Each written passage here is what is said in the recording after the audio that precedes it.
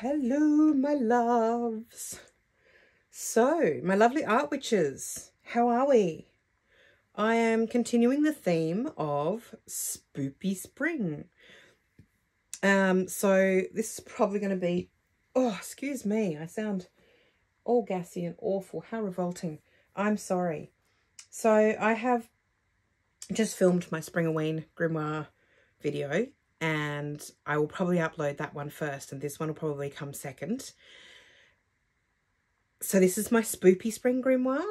I enrolled in a course by Molly Roberts called Strange Magick, and it was a Halloween themed grimoire prompt and ideas and book course. And I had recently done a fun art swap with the amazing Elderberry Sprout. If you haven't checked out her channel, please do. And in it was this book, which is made by her. I added the title and this piece of ephemera, which was also sent by Molly, because I felt it was very appropriate, A, for the Spoopy Spring theme, and also for the book that I was doing of her course. So I also added the lace to the tie. The tie that the book came with was just this gorgeous sari silk. I sewed it to the edge of the book so I don't lose it. And it also helps to keep those two elements together. This is a tea-stained Victorian lace from my family. So this is my Spoopy Spring Strange Magick Molly Roberts Grimoire. So many amazing prompts. I had so much fun doing her course. One of the prompts was to create a jointed skeleton with paper fasteners. And I realized as I was trying to create this guy that my paper fasteners are far too big. My book was far too small to be able to do a jointed skeleton. So I just glued my pieces together and glued it on this gorgeous card that was included in the book from Elderberry Sprout. And I gave my skeleton some beautiful butterfly wings or fairy wings. And so now he's just a little guardian in my book. And it inspired me to also create a garland of Halloween, Springoween, fairy skeletons. So check out my Instagram for pictures of that. I hung it above the doorway between my dining room and my living room / altar space area. So yeah, here we go. This I think might be my favorite page in this book. As always, I didn't work sort of chronologically in this book from start to finish. I just picked the pages that I wanted to do things on. And this is a little cemetery gate with a little skeleton doing a bit of yoga with some flowers. It's all very spring, so the skeleton's up and about for spring and enjoying the spring sunshine.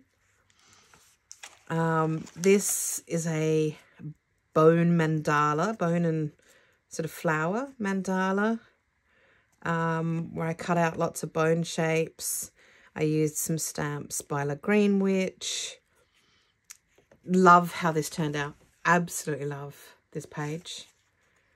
This is a little shrine to my beloved cat Merlin, who passed away a few weeks ago. And he was very old. He was 17. And he'd been getting very skinny and, you know, arthritic and just getting old. So I knew that it was going to happen. Didn't stop me from feeling very, very sad. But, you know, it wasn't a traumatic death. Having pets and having them die is never a nice experience. But when they die of old age, it's a bit easier to accept. From my perspective, anyway. So that's just celebrating, honouring my baby boy. Lots of photos of him and using lots of these gorgeous spring papers from my dear friend Mixie. And then one of the sort of ideas was to explore nocturnal animals. And we all know that I'm currently moth obsessed, so I chose to explore moth. And there's a bit more moth exploration further along in the book. But along the nocturnal animals, one of the prompts was to fill a page with the eyes of nocturnal animals. I had so much fun with this. Really, really, really enjoyed this. It's turned out really well. And then this is a sort of spring-a-ween. It was supposed to be a bone shaker, and the idea was to put bone-shaped sequins. I don't have any bone-shaped sequins, or, you know, and so I did just sequins. But I sort of decided that this was a heartbeats kind of shaker as opposed to a bone shaker. So that's the sort of theme that I went with there. And one of the other prompts was a sigil to summon strength and navigate dark times. And when I started to work through and create my sigil, it just had this look of an animal, maybe a caterpillar-y type of animal. And so it has become not just a sigil, but a servitor in my book.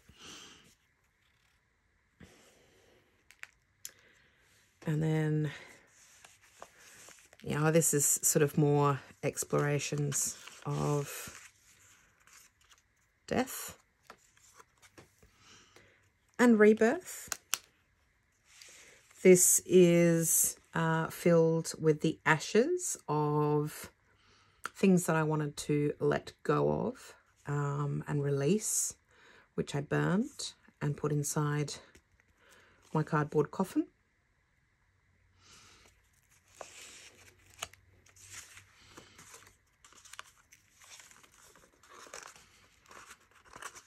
This is by La Green Witch, by the way. It was something that she sent me in an order. Thank you, darling. You know, I love everything that you send me, and I get especially excited when you've sent me some little gifts. Sewing on the page was also part of the concept, along with the tea-dyed lace. As I said earlier, I used more of the lace in the tie for the book. And I sewed these 2 pages with 2 strips of lace and looked into just a little bit of grave marker symbolism. Fascinating subject. That was one of the ideas for this course to do. And not something that I'd heard much about. I'd heard about some of them, but I'd not really looked into it. And it is definitely interesting.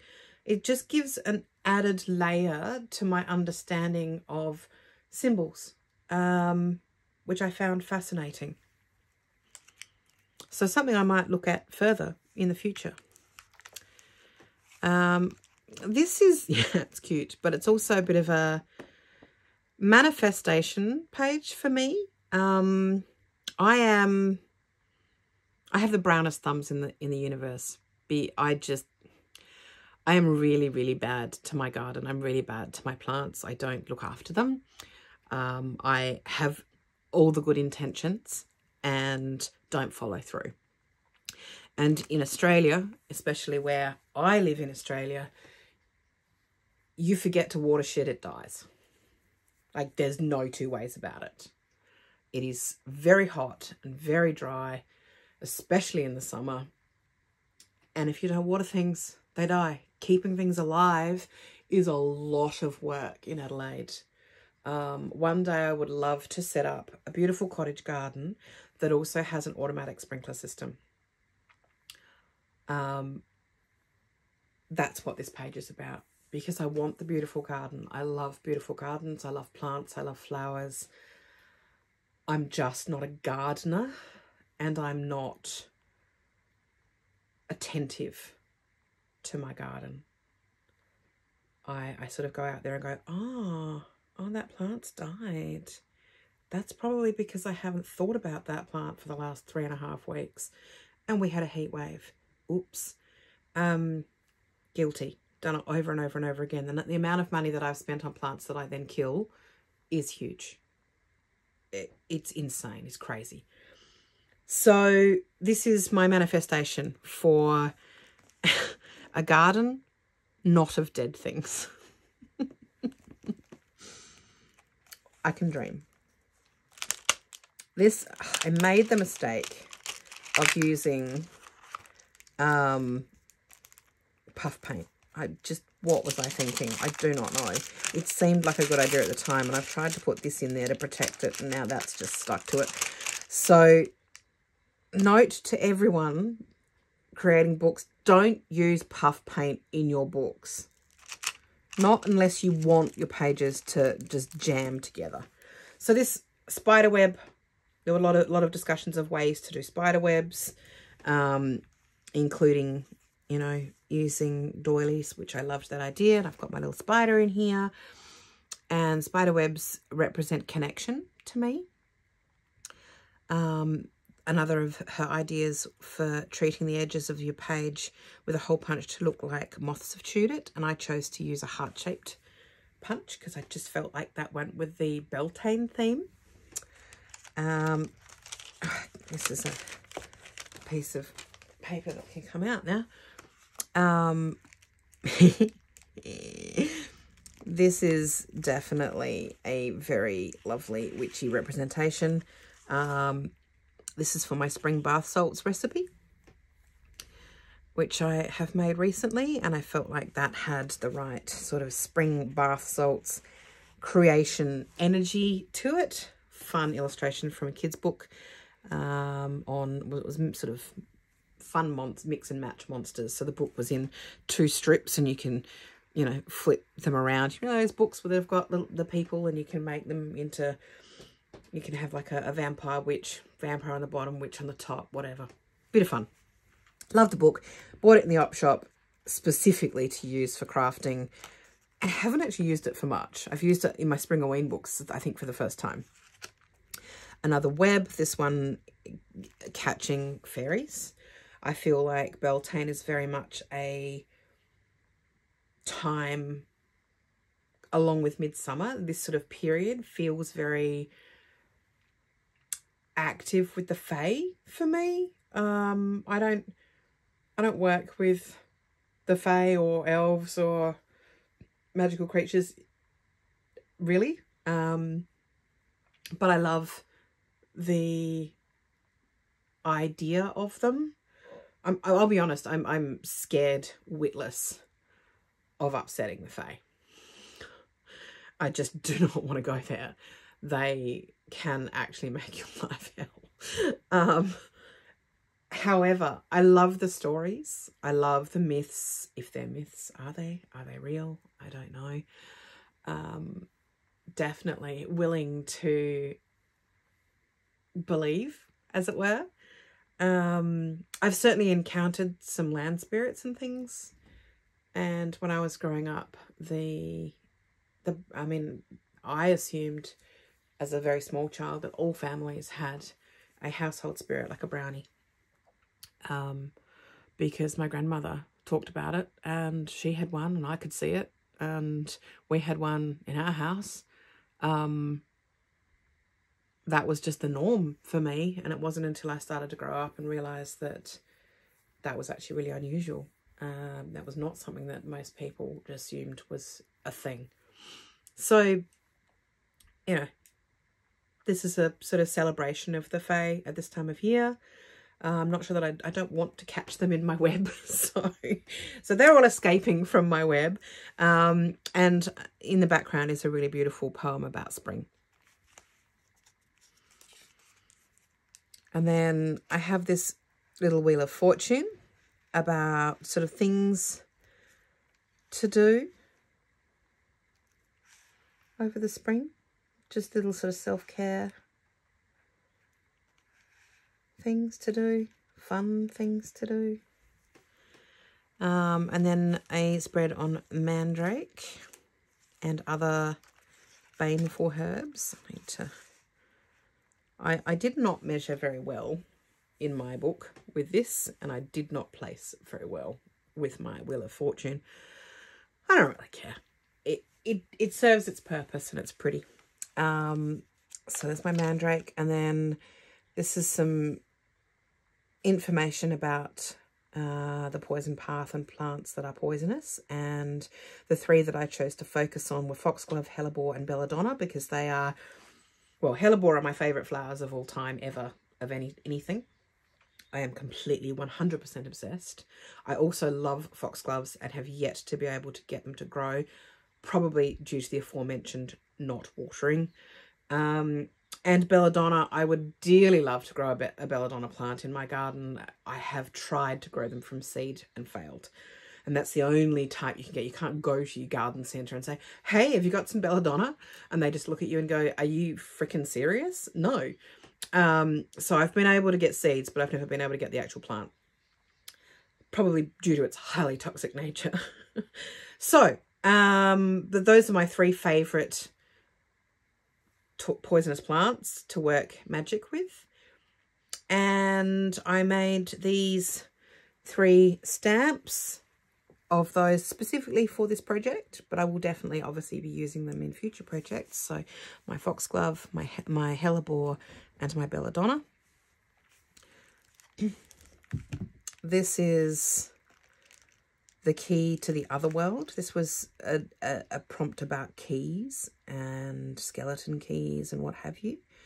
And this felt, again, there's a sort of a fae vibe, fairy realm vibe to this. As though this key, if you just opened this door, you might be in a completely different plane of existence. This was a Ouija board. It's like make a Ouija board in your book. And I did that, made a little planchette, and I made it very springy and floral, spring themed. I will never ever use a Ouija board. I love the, you know, the thought behind them. I love the idea of contacting the spirit world, but it's too scary and I don't feel safe doing it, so I don't do it. I know that some people would say, absolutely right, I see you, I hear you, I feel that way as well. And others of you are just going, you're ridiculous.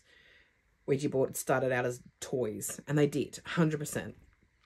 And for many, there is no power in the board itself. I don't believe that there is, but I believe that if you intentionally contact the other world using a Ouija board, you are opening up portals.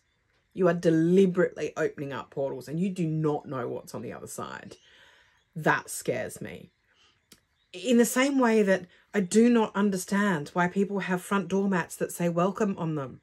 You are inviting every energetic anything into your house. You're telling it it's welcome. Don't have a welcome mat, guys. Unless you really do want your house filled with spirits, or who knows what. Maybe you do. No judgment if you do. No, thank you. So whatever your feelings on the subject, it was still a fun thing to do, to create this little Ouija board. And yeah, this, I'm not sure if I can fully explain where this went. It was,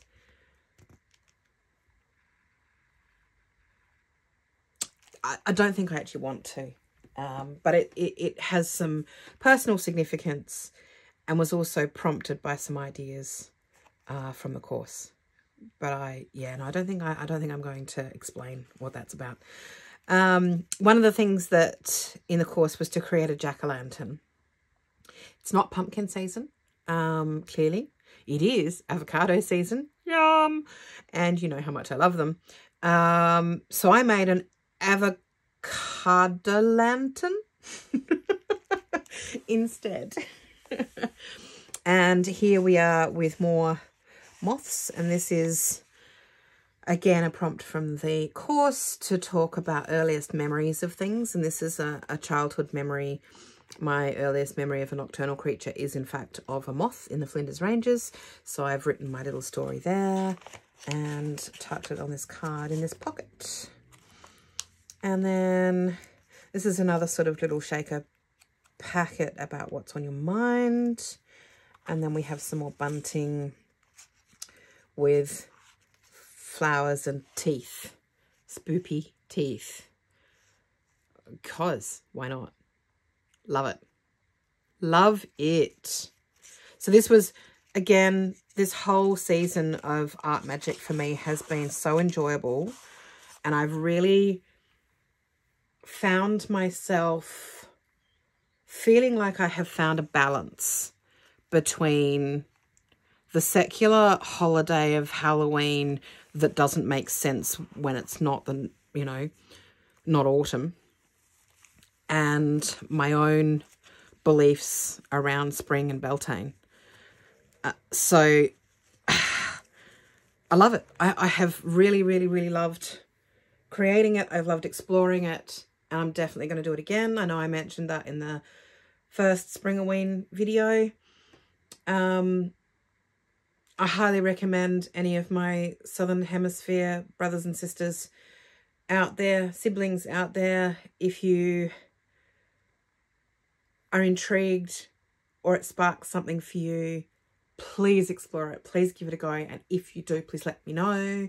And likewise to my Northern Hemisphere witchy siblings, my loves, if you want to do it in 6 months' time and explore spring from a spooky vibe, maybe it'll give you a little bit of insight into how your Southern Hemisphere family experience Halloween.